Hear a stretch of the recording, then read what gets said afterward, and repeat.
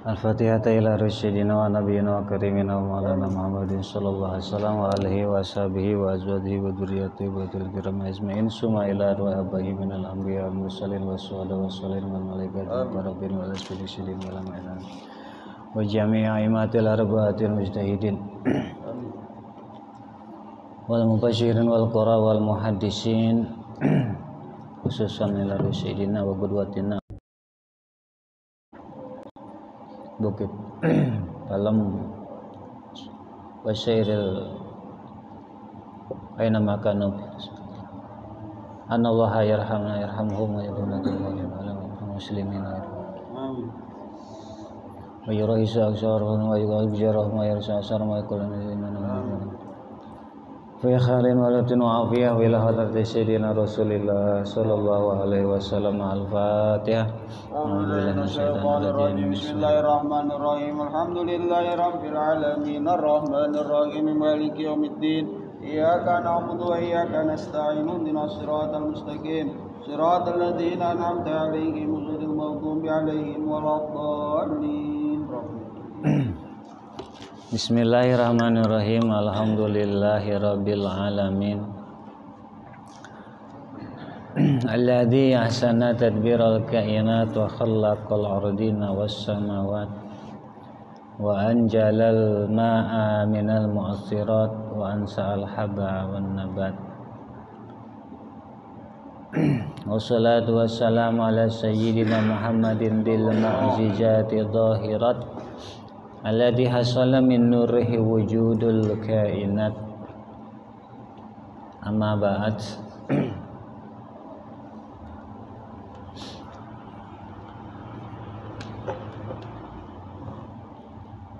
Para jamaah hadirin jamaah Masjid Mujahid Taufik Hidayah Inayah tuntunan kepada kita sekalian dan senantiasa dihujani, disirami dengan siraman rahmat kasih sayang Allah Subhanahu wa taala. Amin ya rabbal alamin. Selanjutnya qala al-Imam Abu Hamid Muhammad bin Muhammad Al-Ghazali rahimahullah taala alaih. Al-babus sadis, bab yang ke-6 fil ghaflah, di dalam menjelaskan tentang ghaflah. Insyaallah pada bab ini beliau Imam Al-Ghazali akan menguraikan, menjelaskan, menerangkan tentang ghaflah. Yang mana ghaflah itu adalah salah satu sifat buruk kita manusia. Salah satu sifat buruk kita selaku hamba Allah Subhanahu wa taala, selaku umatnya baginda Nabi sallallahu alaihi wasallam. Yang mana kita dituntut harus senantiasa mengingat Allah, mematuhi Allah, menjalankan apa-apa yang diperintahkan Allah dan menjauhi apa-apa yang dilarang oleh Allah. Kita dituntut harus senantiasa bercermin, berteladan kepada baginda Nabi sallallahu alaihi wasallam, bermutaba'ah mengikuti baginda Nabi sallallahu alaihi wasallam. Nah, kebalikan dari itu adalah ghaflah. Al-ghaflah tajidul husrah wal ghaflah tujilun ni'mah wa tahjubu anil khidmah. Wal ghaflah tajidul hasad wal ghaflah tajidul malamah wan nadamah. Ghaflah itu bisa meningkatkan atau menjadikan kerugian semakin bertambah. Jadi dengan ghaflah kerugian semakin meningkat, jadi semakin rugi. Wal ghaflah tujilun ni'mah, dan ghaflah juga bisa menghilangkan nikmat. Nikmat itu enggak ada. Nikmat sirna karena ghaflah. Wa tahjubu anil khidmah, dan ghaflah bisa menjadi sekat, penghalang dari khidmah. Wal ghaflah tujidul hasad, dan ghaflah juga bisa meningkatkan kedengkian. Jadi kita sesama umat, sesama manusia, sesama saudara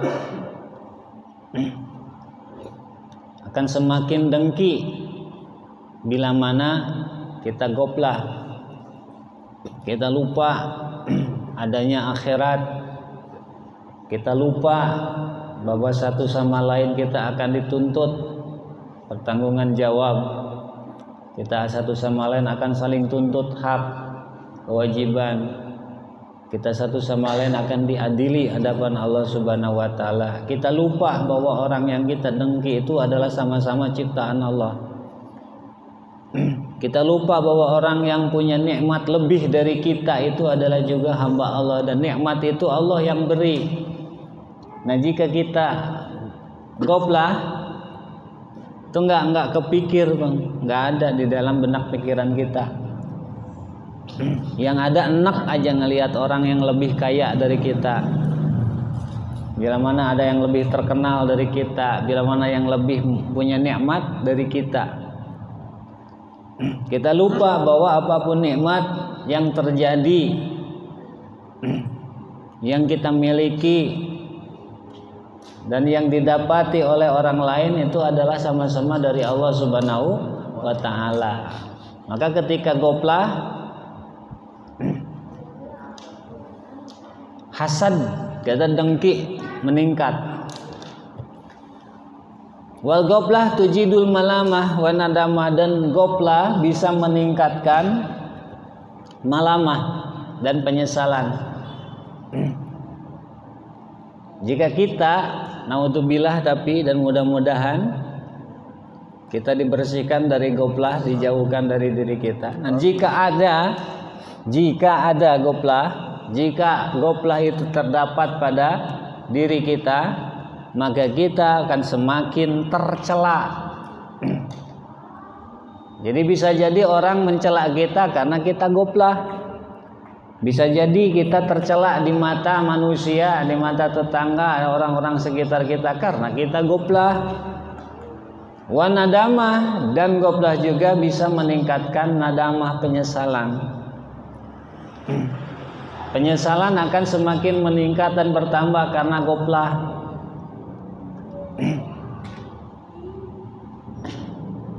Artinya banyak nilai-nilai keburukan dari goplah. Jadi banyak sisi negatifnya dari goplah. Hukiya anna ba'das salihin, dihikayatkan dulu ada sebagian dari orang-orang soleh ra'a ustadzah fi manami. Orang soleh ini bermimpi bertemu dengan gurunya.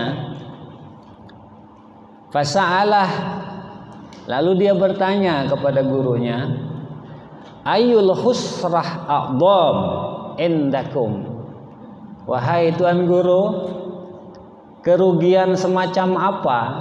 Kerugian yang bagaimana? Kerugian yang seperti apa itu yang paling besar? Indakum, menurut Anda.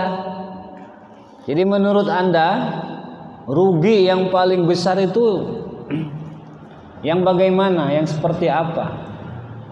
Faqala, lalu sang gurunya menjawab, husratul ghaflah. Jadi kerugian yang paling besar, yang paling agung adalah kerugian karena adanya ghaflah. Ghaflah itu lalai. Ghaflah itu lupa. Lupa kita ini hamba. Lupa kita ini makhluk.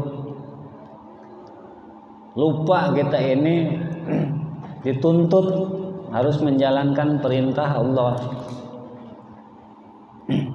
Lupa kita ini nggak ada daya, nggak ada upaya tanpa ada daya dan upayanya Allah.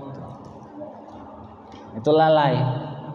Lupa terhadap perintah-perintah Allah, terhadap larangan-larangan Allah. Bahasa kitanya, bahasa umumnya lalai.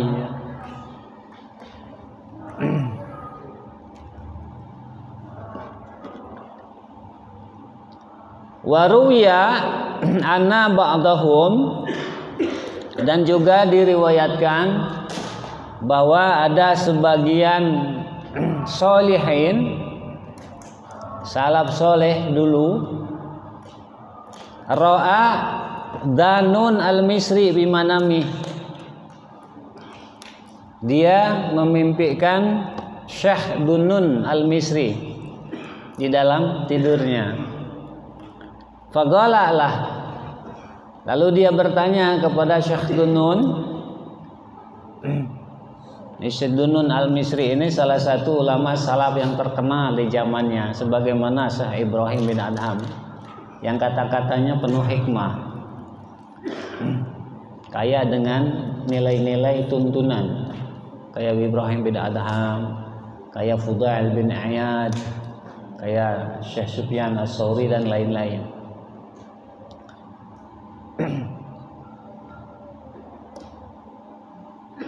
Faqalalah, lalu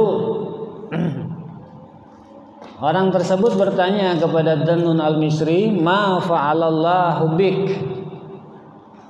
wahai Syekh, bagaimana Allah memperlakukan Anda?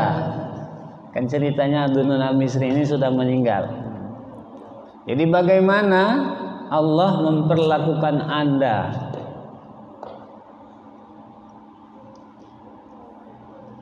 Faqala, lalu Dunun al-Misri menjawab, auqafani baina yadayhi, Allah menempatkanku di hadapannya. Wa qala,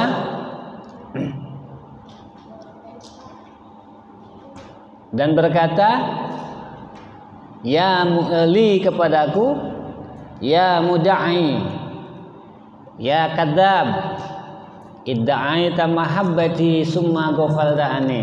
Wahai orang yang sukanya ngaku-ngaku mahabbah padaku, ngaku-ngaku hambaku, ngaku-ngaku beribadah kepadaku. Ya kadzab, hai pendusta, wahai tukang bohong. Kata siapa? Kata Allah pada Syekh Dunun Al-Misri. Idda'ait mahabbati summa ghafalta. Kamu ngaku kamu mahabbah padaku, tapi kamu lalai. Kamu ngaku kamu mahabbah padaku, tapi kamu tidak membuktikan mahabbahmu itu. Kamu lupa dariku. Anta bi ghaflatin wa qalbuk sahiyun dhahabal umru wa dunub kama hiya. Kamu ada dalam kelalaian dan hatimu lupa. Dhahabal umru wa dunub kama hiya. Umur berlalu sedangkan dosa terus berlaku, terjadi.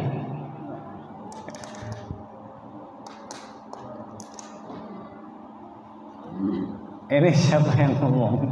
Dunun Al-Misri, ya, Arif Billah, ya, gelarnya Az-Zahid Al-Arif Billah. Gelar orang dulu bukan kayak sekarang. Orang-orang dulu nggak sembarangan nyebut orang, ya, kasih julukan ke orang lain. Zahid al-zuhud, abid ala ibadah. Jadi didudukan, ditempatkan, didiamkan sama Allah di hadapannya. Kata siapa? Kata Dunun Al-Misri. Ya, tinggal kita kembali kepada kita mau percaya apa enggak. Ya, insya Allah kalau kita mengikuti manhaj salafiyah, salaf soleh, ya percaya. Emang mimpi bisa didengar ya. Nabi Allah Yusuf alaihissalam riwayatnya mimpi semua. Kita nggak percaya sama mimpi sama aja nggak percaya sama Quran. Ya, ya tergantung siapa mimpinya kan gitu. Nah, beliau dimimpikan seperti itu oleh salah satu salaf saleh. Bagaimana Anda diperlakukan Allah Subhanahu wa taala, artinya setelah meninggal. Jawab Dunun Al-Misri, aku didudukan di hadapannya dan Allah berkata kepadaku, ya mudda'i ya kadzab, idda'ait mahabbati summa ghafalta anni. Wahai tukang ngaku-ngaku, wahai pendusta, kamu ngaku nggak mahabbah, kamu ngaku mahabbah kepadaku, cinta kepadaku, tapi kamu lupa, lalai kepadaku. Yang namanya orang mahabbah gimana? Ingat jauh, ingat terus kan? Ya kan, kita mahabbah, kita cinta, kita sayang sama anak kita. Kita ada di mana-mana ingat. Ya kan, demikian juga sama yang lain. Kita mahabbah, ngaku mahabbah sama Allah, tapi kita lupa. Panggilan Allah nggak pernah kita penuhi.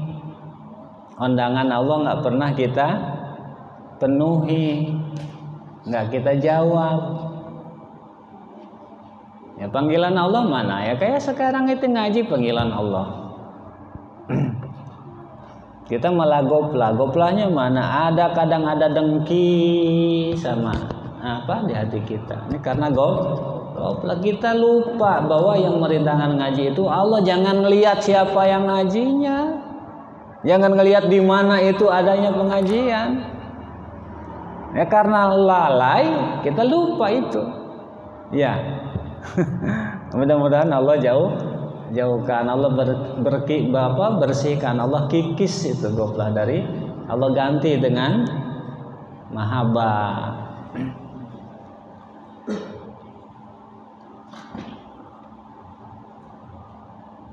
Hukiyah juga dihikayatkan ana rajulan minas salihin. Dulu ada sosok sebagian dari orang-orang soleh, ra'a walidah fi manami. Orang ini sama memimpikan ayahnya, bapaknya, mimpi bertemu bapaknya. Faqala, lalu dia berkata kepada bapaknya, kepada ayahnya, ya abati, kaif anta wa kaif haluk. Wahai ayah, apa kabar ayah? Bagaimana kabar ayah? Dan bagaimana keadaan ayah sekarang? Kata siapa? Kata orang ini, ba'du solihin ini kepada ayahnya. Ayah, apa kabar ayah? Bagaimana keadaan ayah sekarang? Apakah ayah senang? Apakah ayah bahagia? Atau sebaliknya ayah sedih? Ayah sengsara? Faqala, lalu ayahnya menjawab, ya waladi, aisna fid dunya ghafilin wa mitna ghafilin. Wahai anakku, aku dulu di dunia aku hidup dalam keadaan ghaflah, maka aku meninggal pun aku dalam keadaan ghaflah. Artinya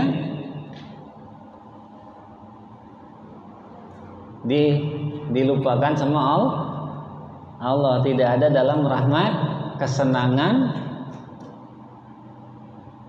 dari Allah, karena di dunianya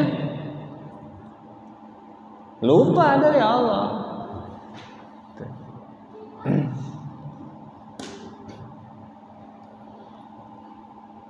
Wa fi Juhri Riyad, dan disebut diterangkan di dalam kitab Zuhrur Riyad, karena Ya'qub alaihi salatu wassalam muakhiyan fid dunya, muakhiyan li malakil maut.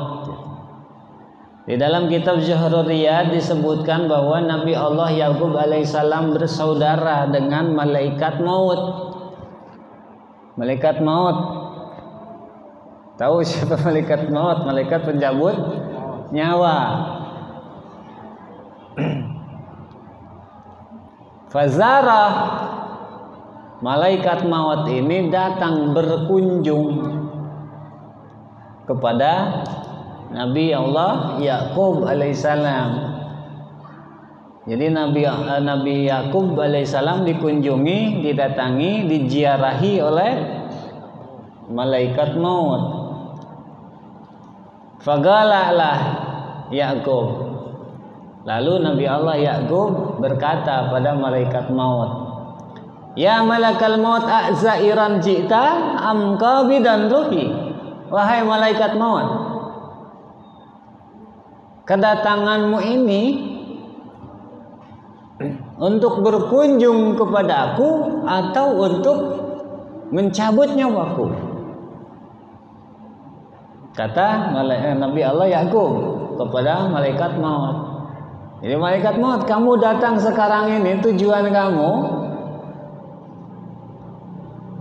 karena mengunjungiku, untuk menziarahiku sebagai sesama saudara, atau untuk menunaikan tugasmu sebagai pencabut nyawa, mencabut nyawaku? Kata Nabi Ya'qub kepada malaikat maut. Gala. Lalu malaikat maut menjawab, bal jairon, oh tidak, kedatanganku sekarang bukan untuk mencabut nyawamu, tapi zairan, sebagai seorang saudara berkunjung menziarahi saudaranya.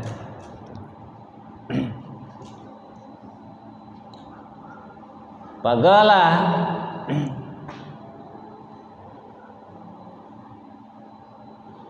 lalu Nabi Yakub alaihissalam berkata, fa inni as'aluka hajatan. Aku ingin bertanya kepada Anda, meminta sesuatu kepada Anda. Kata Nabi Yakub, faqala, lalu malaikat menjawab, wa mahya, apa itu?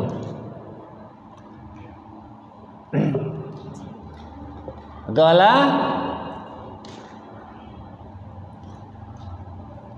lalu berkata Nabi Yakub, anta amilani idza dana ajali wa aradta an taqbida ruhi.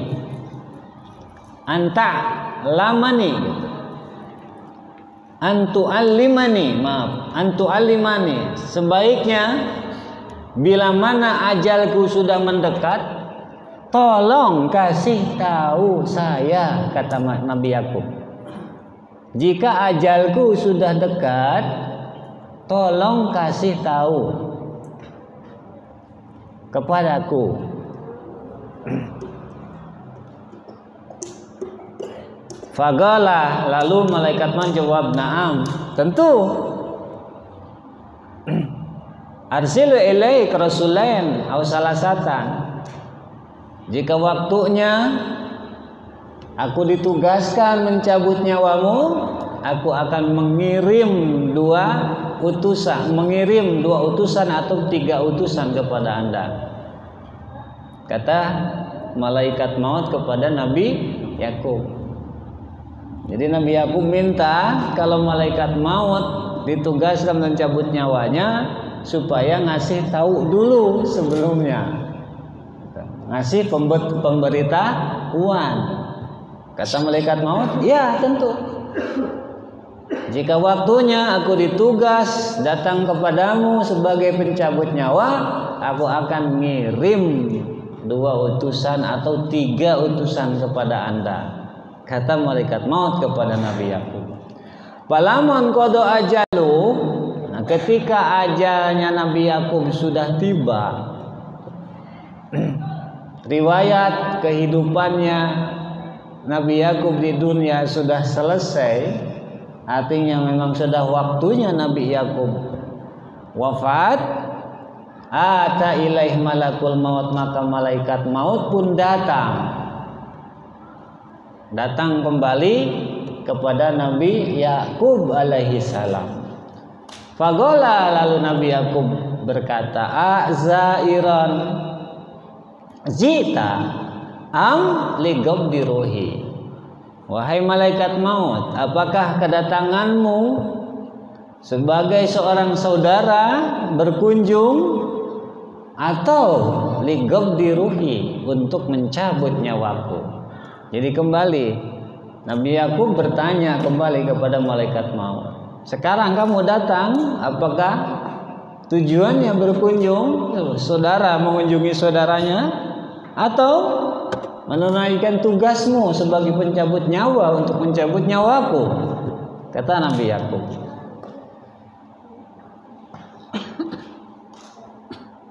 Faqala, lalu malaikat maut menjawab, ligabdi ruhi, ya, aku datang sekarang untuk mencabut nyawamu. Kata malaikat maut. Faqala, lalu Nabi Yakub berkata, awlasta kunta akhbaratani annaka tarsilu ilayya rasulain aw salasa. Lah, kenapa Anda tidak memberi kabar sebelumnya kepadaku bahwa Anda akan datang mencabut nyawaku? Kata Nabi Yakub. Bukankah Anda mengatakan Anda akan mengirimkan utusan 2 atau 3 kepadaku?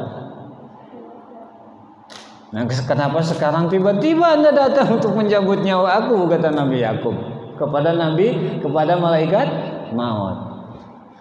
Faqala, lalu malaikat maut menjawab, gad ba'altu, kan sudah, aku sudah ngirim utusan, ngirim pesan, pemberitahuan kepada Anda. Wa arsaltu, pertama aku mengirim bayadu sya'rik.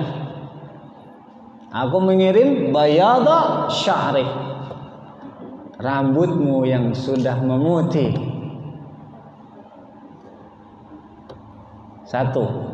Kedua, ba'da sawadi, memutih setelah sebelumnya hitam. Kedua, wa du'fa badanik, aku kirim pesan pemberitahuan dengan melemahnya tubuhmu. Ba'da kuwati, yang sebelumnya kuat. Awalnya gagah perkasa, lalu kemudian tubuhmu melemah. Tadinya kamu mampu berdiri tegak, sekarang kamu berdiri aja sempoyongan. Awalnya tidak banyak yang dirasa dalam tubuhmu, sekarang tubuhmu sudah banyak yang dirasa. Dua. Ketiga, wanhina ajismik, dulu kalau kamu berdiri kamu tegak, gagah. Sekarang badas taqamatihi wanhina ijismik, kadang merunduk. Mau diri mau tegak itu susah.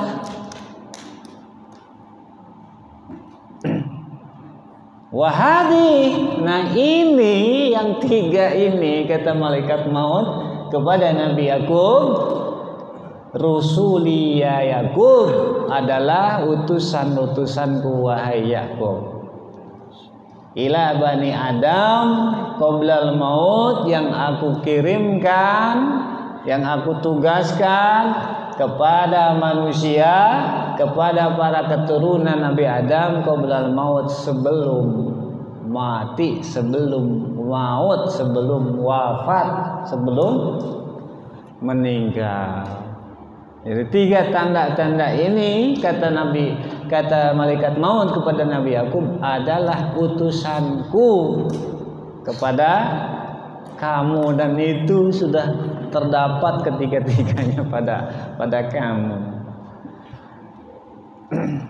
Madad dahru wal ayam wa danbu hasilun wa jaa rasulul maut wal galbu gafilun. Na'imuk fi dunya gururun wa husratun wa aisuk fi dunya mahalun wa batilun. Madad dahru wal ayam, waktu dan hari-hari berlalu. Wadanbu hasilun, yang ada hanyalah dosa. Waja'a rasulul maut wal qalbu gafilun, ketika utusan malaikat maut datang, wal qalbu gafilun, hati lalai, hati lupa bahwa itu adalah tanda-tanda kematian. Naimuk fi dunya, kenikmatanmu di dunia, gururun wa husratun, adalah perdaya dan kerugian. Wa aisuk fi dunya mahalun wa batilun, dan kehidupanmu di dunia adalah kebatilan. Jadi yang dijalanin ketika hidup di dunia adalah perkara-perkara yang batil.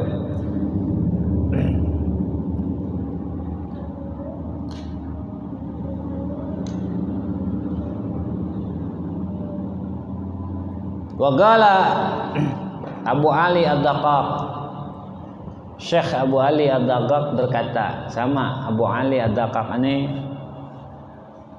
salafun saleh di zamannya. Kata Abu Ali, dakhaltu ala rajul salih a'uduhu wa huwa marid. Udah ada? Belum. Aku pernah menjenguk seorang soleh dalam sakitnya. Ya, ada seorang yang soleh sakit, lalu dijenguk sama Syekh Abu Ali Ad-Daqqaq. Wa kana minal masyayikh al-kubar, dan orang ini yang dijenguk ini Kana minal masyayikh al-kubar, termasuk tokoh besar, ya, tokoh besar di zamannya. Muara yang para salaf di zamannya. Udah kita cukupkan, mumpung belum jauh. Kita cukupkan, nanti perkataan Abu Ali ada kop Sabtu depan, insyaallah. Mudah-mudahan kita panjang umur, sehat afiat, bisa melanjutkan kajian-kajian kita dan Allah ridha kepada kita sekalian. Ada nalaikan ajmain. Assalamualaikum warahmatullahi wabarakatuh. Waalaikumsalam warahmatullahi wabarakatuh. Sama-sama kita terima di sini.